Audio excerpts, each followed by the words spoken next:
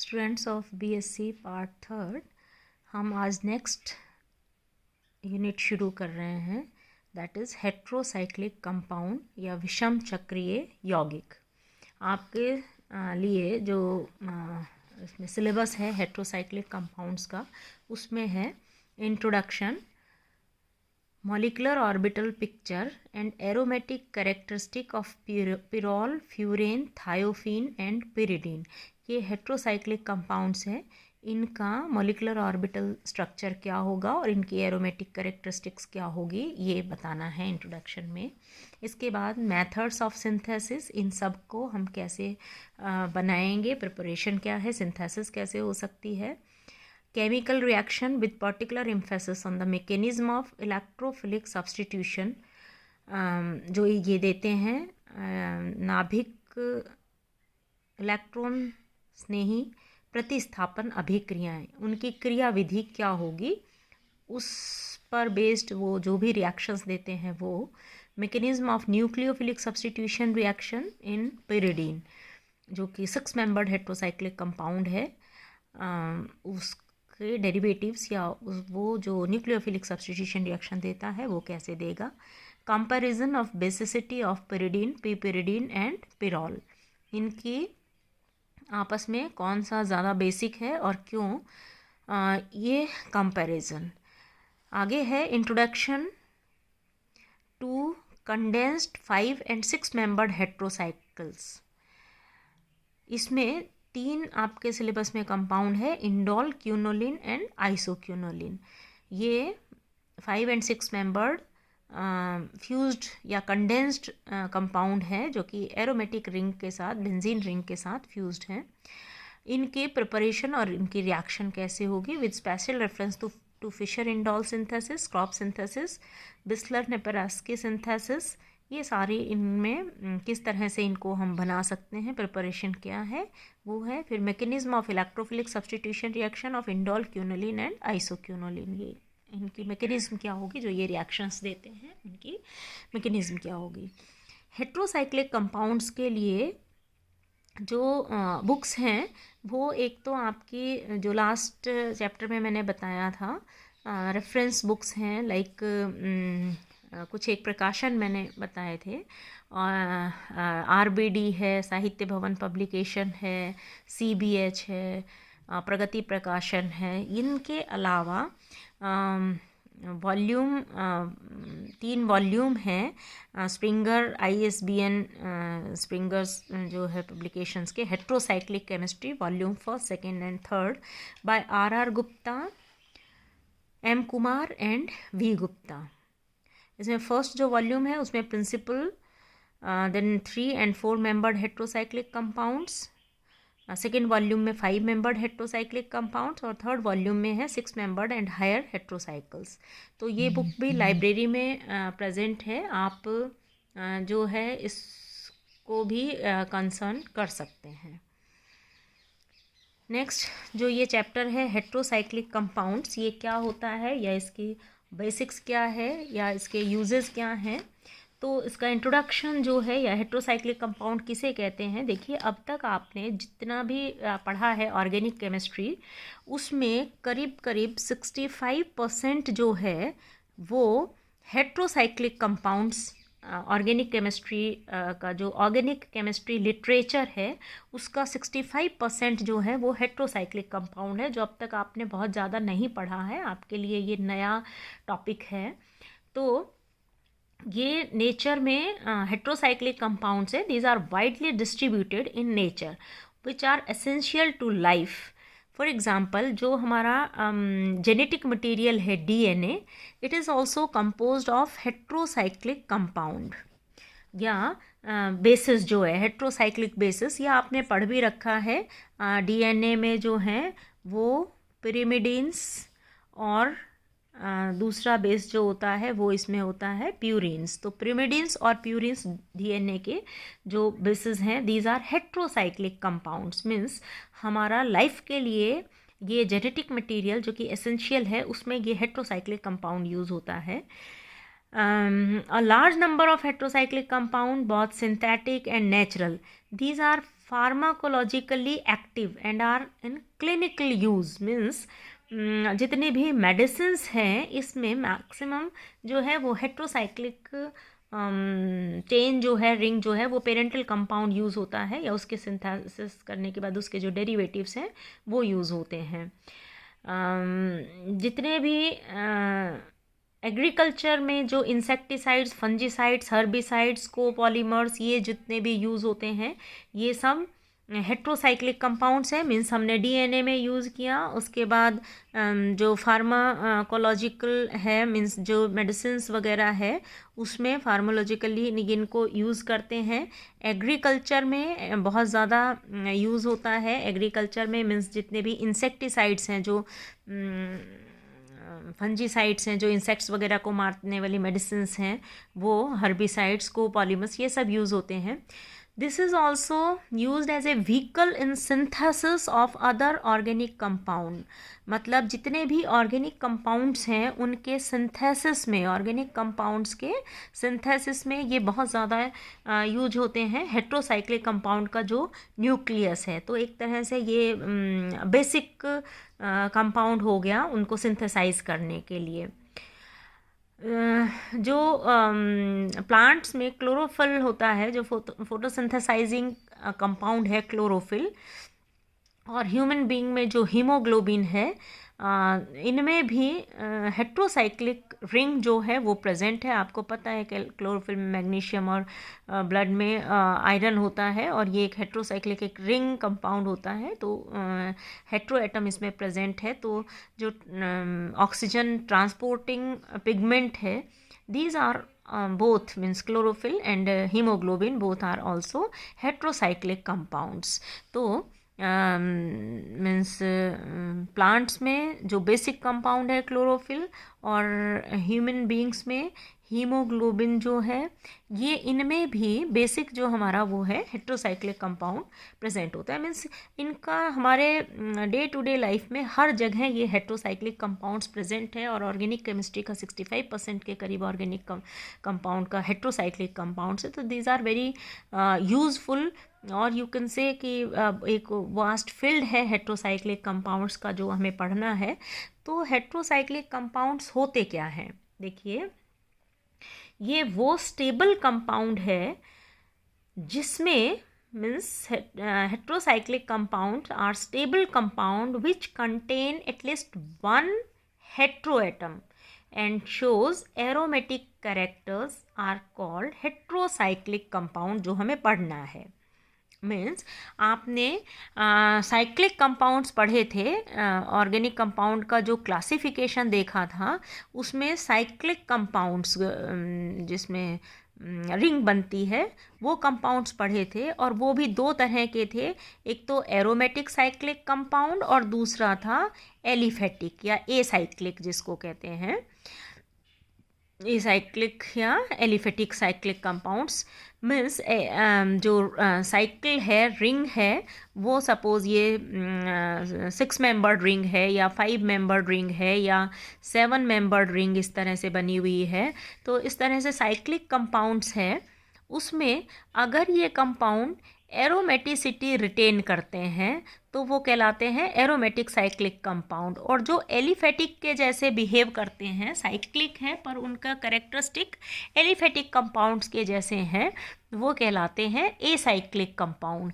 Aromatic compound का मतलब जो 4n+2 पाई इतना इलेक्ट्रॉन्स, 2 पाई इलेक्ट्रॉन्स जो है उसको ओबे करते हैं, या यूँ कहें कि जो हकल्स रूल को ओबे करते हैं। हकल्स रूल क्या है, 4n+2 इतने पाई इलेक्ट्रॉन अगर किसी साइक्लिक कंपाउंड में हो तो वो एरोमेटिक होगा। हकल्स रूल क्या कहता है कि कोई भी cyclic compound, that may be 3 membered cyclic compound, that may be 4 membered cyclic compound, 5 membered, 6 membered, अगर इसमें जो पाई इलेक्ट्रॉन है, पाई इलेक्ट्रॉन का मतलब जो अनहाइब्रिड ऑर्बिटल में प्रेजेंट है, अनहाइब्रिड ऑर्बिटल में प्रेजेंट है मीन्स जो कि सिग्मा बॉन्ड नहीं बना रहा है, जो कि डीलोकलाइज्ड है, जो कि अनहाइब्रिड ऑर्बिटल में प्रेजेंट है, वो इलेक्ट्रॉन्स पाई इलेक्ट्रॉन्स कहलाते हैं। तो ये डीलोकलाइज्ड पाई इलेक्ट्रॉन्स का नंबर अगर इस साइक्लिक जो कंपाउंड है उसमें 4n+2, 4n+2 का मतलब क्या है,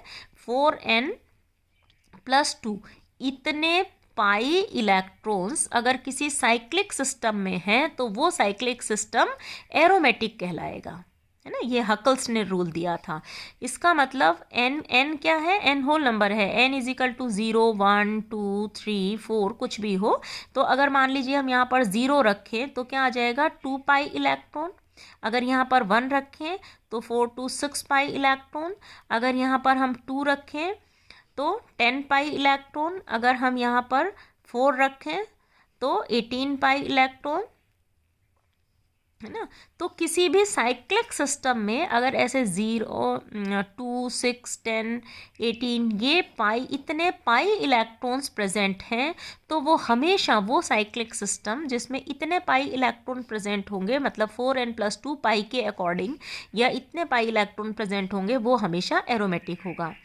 तो एरोमेटिक कंपाउंड तो वो हो गया जो हकल्स रूल को ओबे करता है या 4n+2 पाई इलेक्ट्रॉन प्रेजेंट है। अगर वो साइक्लिक केवल और केवल कार्बन एटम की बनी हुई होती है, कोई भी चेन, कोई भी रिंग जो है, वो अगर केवल कार्बन एटम की बनी हुई होती है तो वो कहलाता है होमोसाइक्लिक। मतलब एक जैसे एटम्स जो हैं, कार्बन एटम है, वो सारे कार्बन एटम या एक जैसे एटम की रिंग बनी हुई है, दैट इज होमोसाइक्लिक। लेकिन अगर एक या एक से ज़्यादा कार्बन एटम का सब्स्टिट्यूशन इस कार्बन के अलावा किसी हेट्रो एटम से हो जाए तो वो कंपाउंड्स कहलाते हैं हेट्रोसाइक्लिक। हेट्रो एटम मतलब कि जैसे मान लीजिए इसमें CH है, इसका सब्स्टिट्यूशन नाइट्रोजन से हो जाए, ऑक्सीजन से हो जाए, सल्फर से हो जाए ना, कोई भी nitrogen, sulphur, oxygen, phosphorus, silicon, इस तरह से बोरोन, कोई भी हेट्रो एटम आ जाए तो वो कंपाउंड कहलाएगा एरोमेटिक हेट्रोसाइक्लिक कंपाउंड, अगर उसमें एरोमेटिसिटी है तो।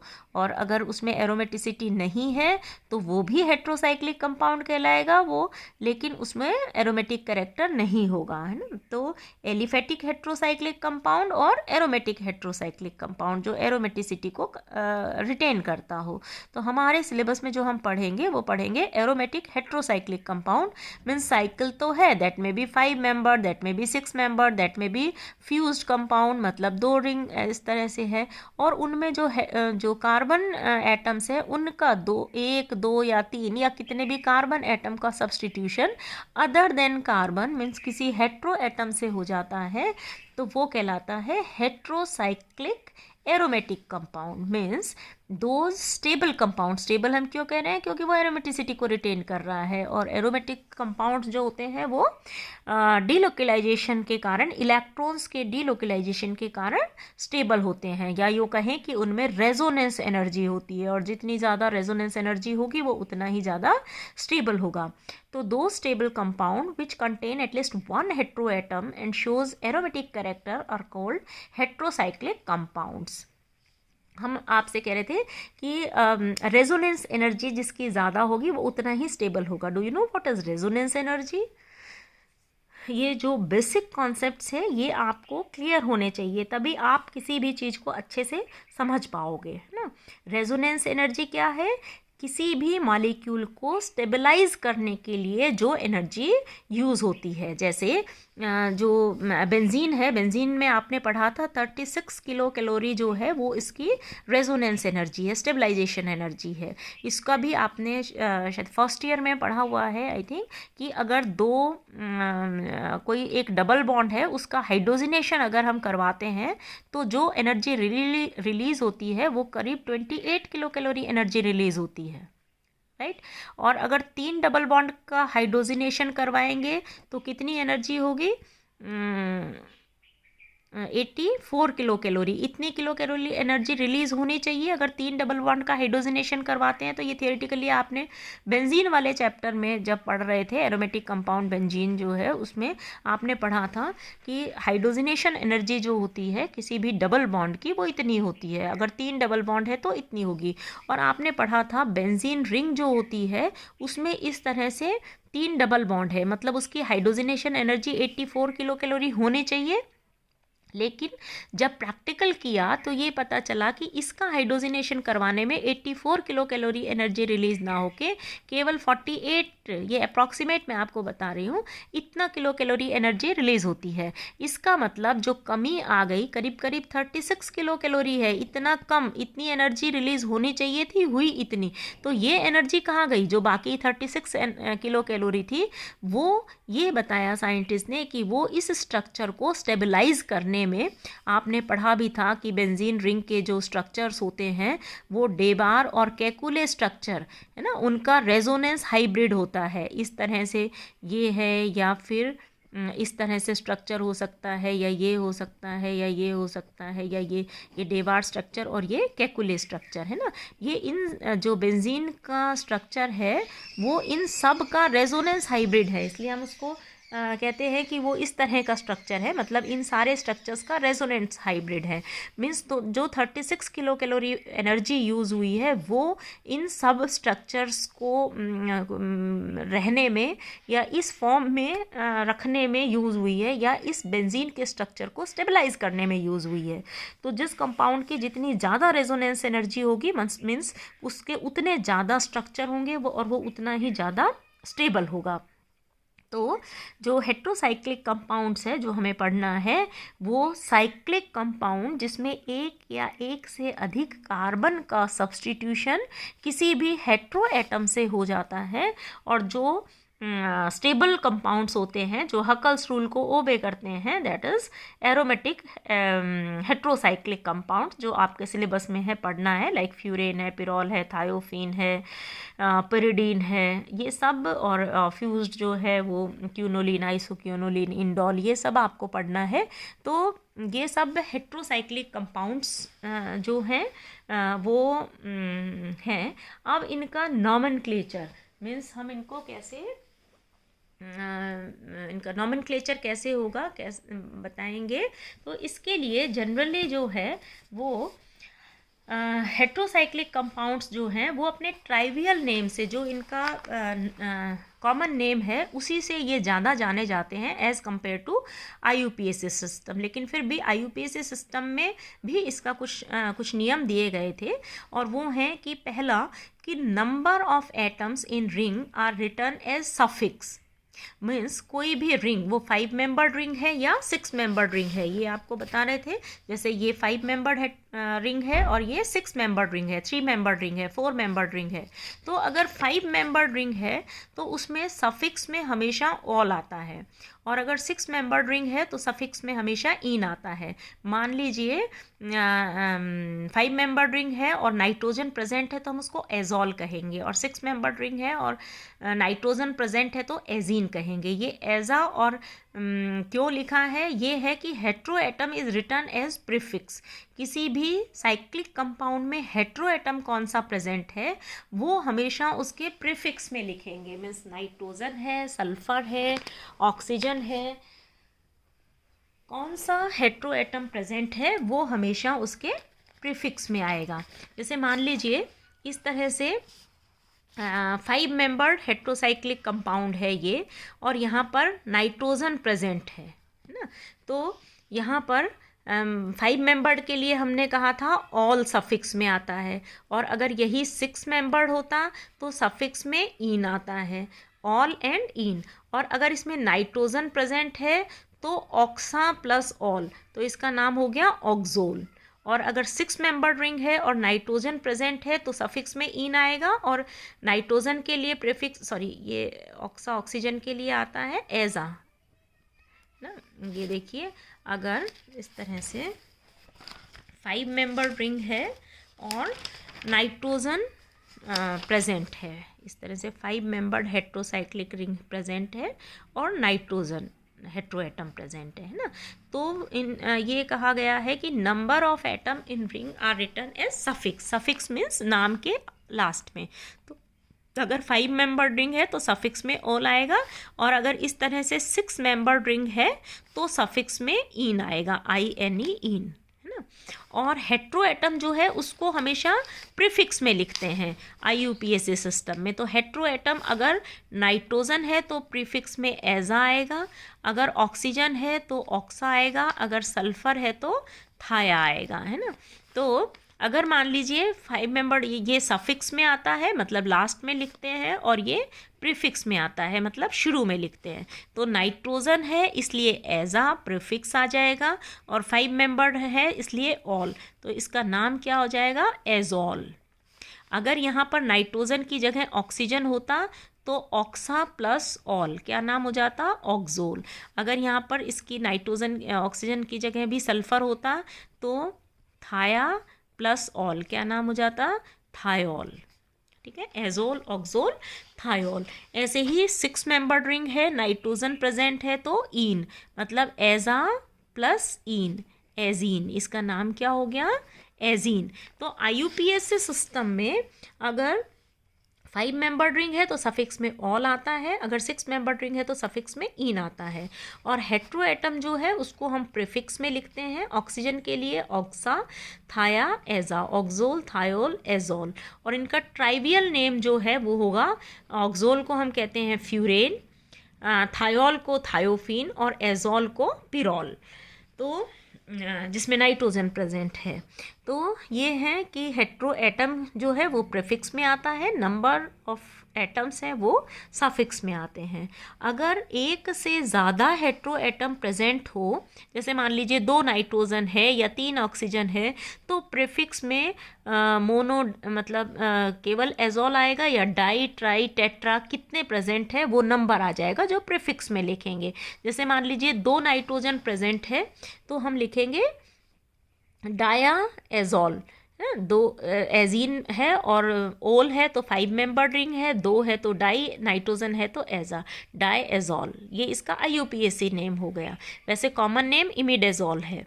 ऐसे ही पायरेजोल, अगर 1,2 डाईएजोल है तो या 1,3 डाईएजोल है, ये 1,2 डाईएजोल है, जितने भी हैं तो उसके लिए पायरेजोल। तो मीन्स अगर 1 से ज़्यादा हेट्रो एटम प्रेजेंट है तो प्रीफिक्स में डाई, ट्राई, टेट्रा इस तरह से प्रीफिक्स में आ जाता है। अगर मान लीजिए ये हेट्रो एटम 1 से ज़्यादा तो हैं, 2, 3 हैं, लेकिन वो अलग अलग हैं, सेम हुए तो हम 1 डाई, ट्राई, टेट्रा ये लिख सकते हैं। लेकिन अगर ये अलग अलग हेट्रो एटम प्रेजेंट हुए, if more than 1 type of hetero atom are present in a ring, then the order of their priority is such that element of higher group is first indicated. Means अगर मान लीजिए 2 या 2 से ज़्यादा hetero atom present है तो जो periodic table में जो हायर ग्रुप के एलिमेंट हैं उनको हम प्रायोरिटी देते हैं, उसको पहले इंडिकेट करते हैं। ठीक है, जैसे मान लीजिए पीरियोडिक टेबल में बोरोन, कार्बन, नाइट्रोजन, ऑक्सीजन ये आता है, तो ऑक्सीजन हायर ग्रुप का है एज़ कंपेयर टू नाइट्रोजन। तो अगर दोनों किसी मान लीजिए हेट्रोसाइक्लिक कंपाउंड है, इसमें नाइट्रोजन भी प्रेजेंट है और ऑक्सीजन भी प्रेजेंट है ना, तो हम ऑक्सा और एजा दोनों हो गए, तो ऑक्सा जो है उसको प्रेफरेंस देंगे, इसके कंपेरेटिव में इसको 1 नंबर देंगे, 1, 2, 3, है ना। तो इसका अगर दोनों प्रेजेंट हैं तो ऑक्सा एजोल मतलब 1 नंबर हम ऑक्सीजन को देंगे ना। तो हेट्रो एटम जो है उसको प्रायोरिटी हम देंगे जो हायर ग्रुप का है। और अगर इस तरह से सेम ग्रुप में है, जैसे मान लीजिए नाइट्रोजन है, फॉस्फोरस है, कार्बन है, सल्फर, ऑक्सीजन है, सल्फर है ना, तो ऑक्सीजन सल्फर सेम ग्रुप से है ना हायर ग्रुप से है, लेकिन नाइट्रोजन के कंपैरेटिवली, लेकिन एक में ऑक्सीजन भी है और सल्फर भी है।